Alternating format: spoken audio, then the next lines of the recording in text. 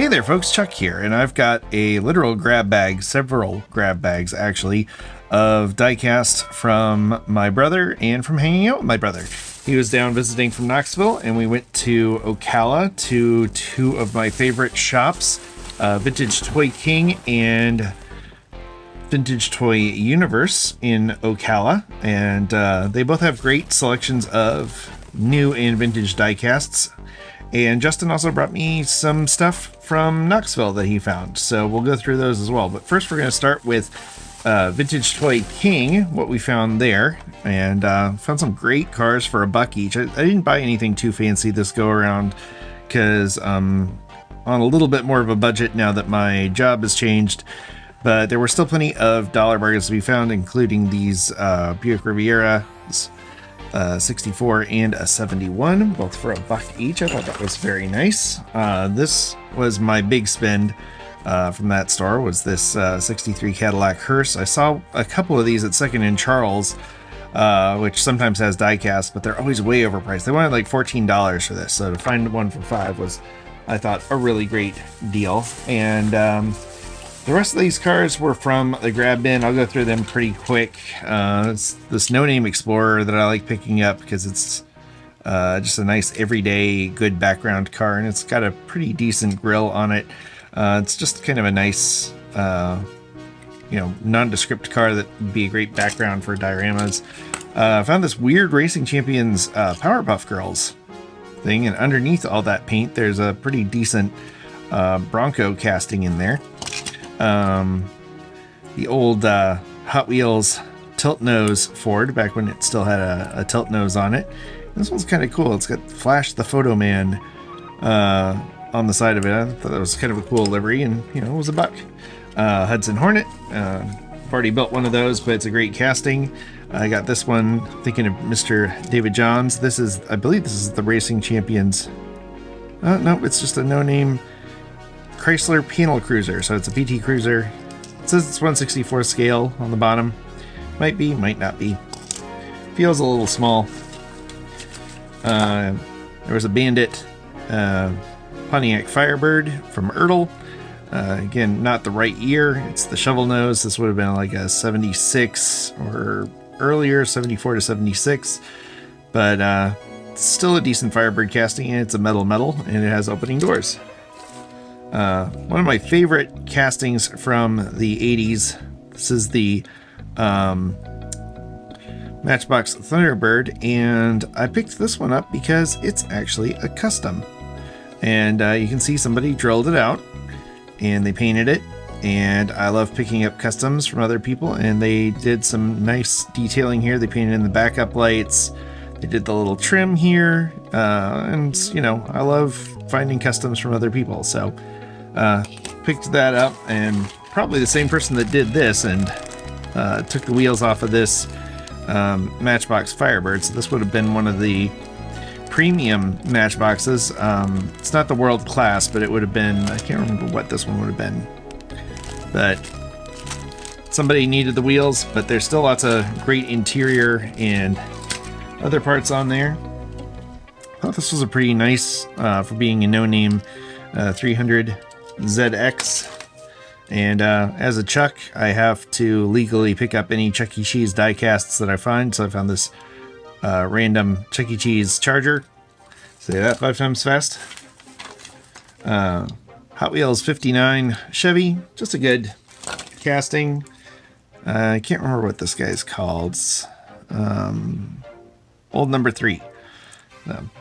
It's got number 3. Great early days casting, and it's a metal. One of the last metals, I think. Speaking of metals, this is a slightly smushed 300 ZX with opening doors. Another one that was kind of the last of its breed of a main line that had opening doors and was a metal. Has the Ultra Hot Wheels. This was nice. The Johnny Lightning Pace Car Oldsmobile from their IndyCar series, like when they were doing IndyCars. We just had Mike and Tony on, and they talked about how they no longer have the IndyCar license. So it's kind of a thing that I know some people were asking about, and hopefully they'll come back, but I liked it more for the pace cars than anything else. These are just fun. These are random crushed cars from, I think these would have been Monster Jam cars, because I don't think they're Hot Wheels. They're not marked as anything Mattel, and usually Mattel marks everything. But just some fun things for a future project.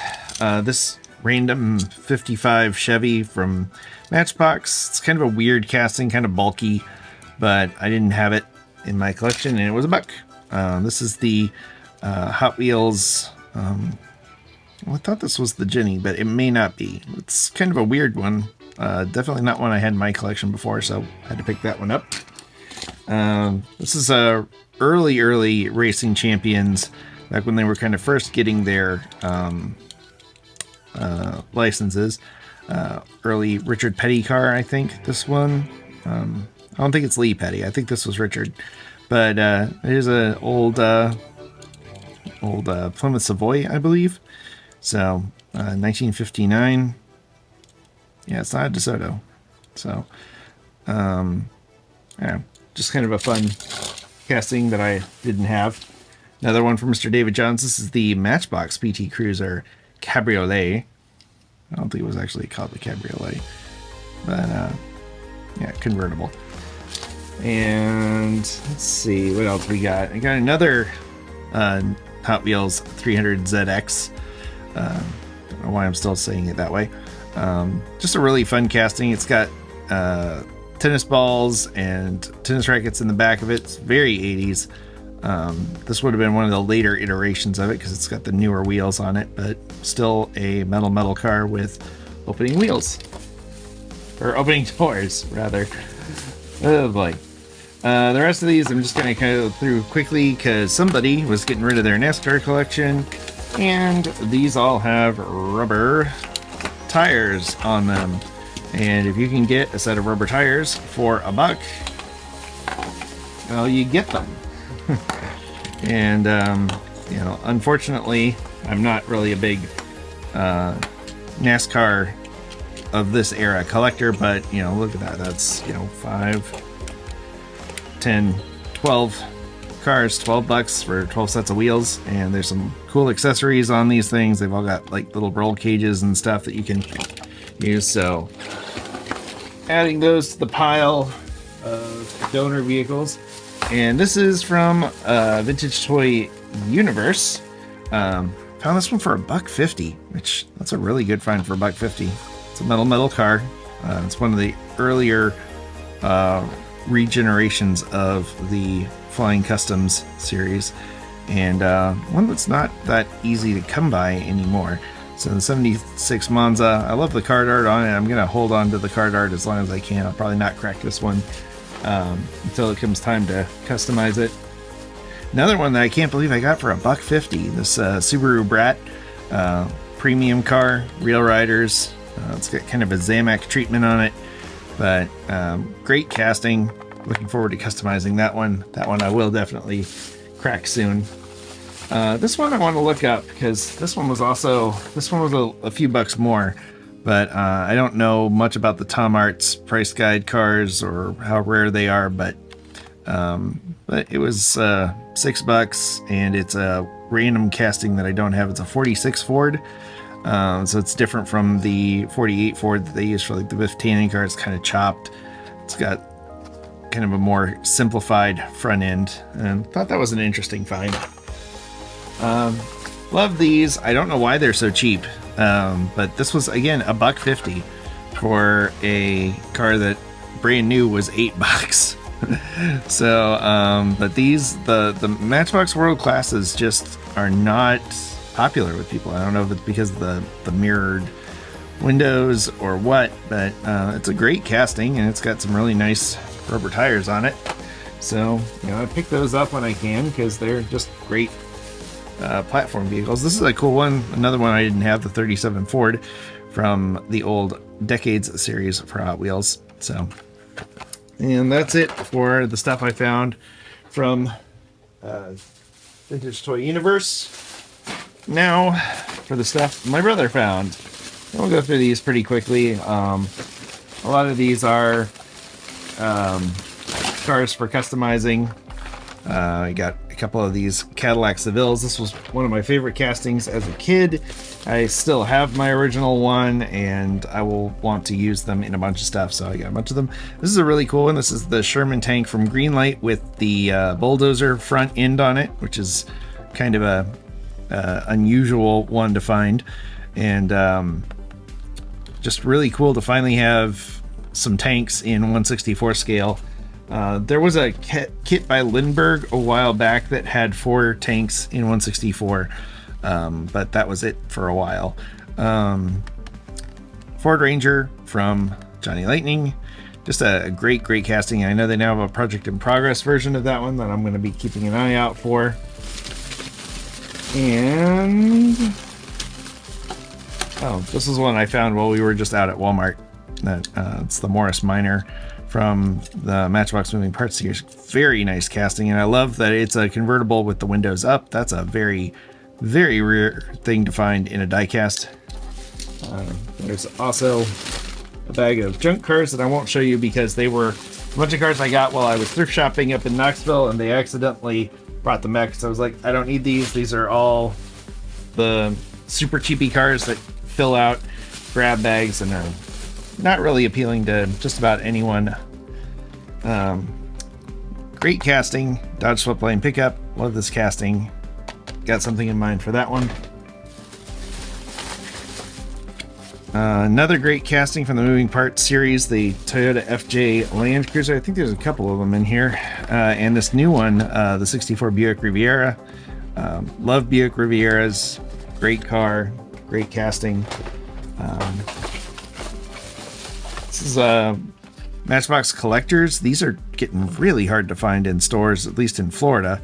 And I love me some mass-produced patina cars, and that is one of them. It's funny because, yes, I know I do them myself, and arguably they are a little better than the stuff that is mass-produced because it's a one of one and I can spend more time on it. But, you know, as a kid, I always wanted patinaed cars, and they were impossible to come by in the 80s and 90s.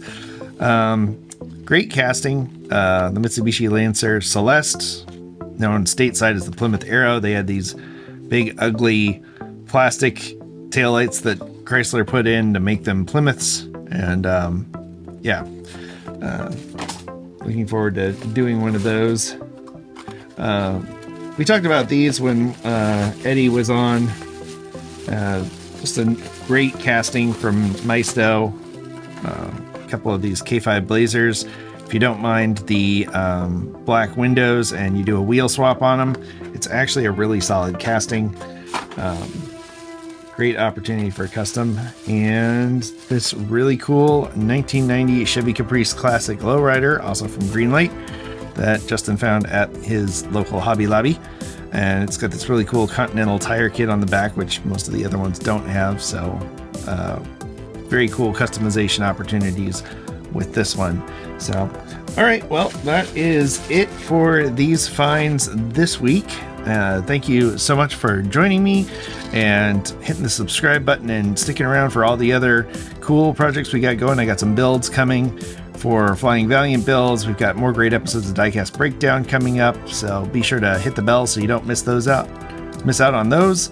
And as always, I want to thank you for coming along with me for the ride. So until next time, stay fresh, cheese bags.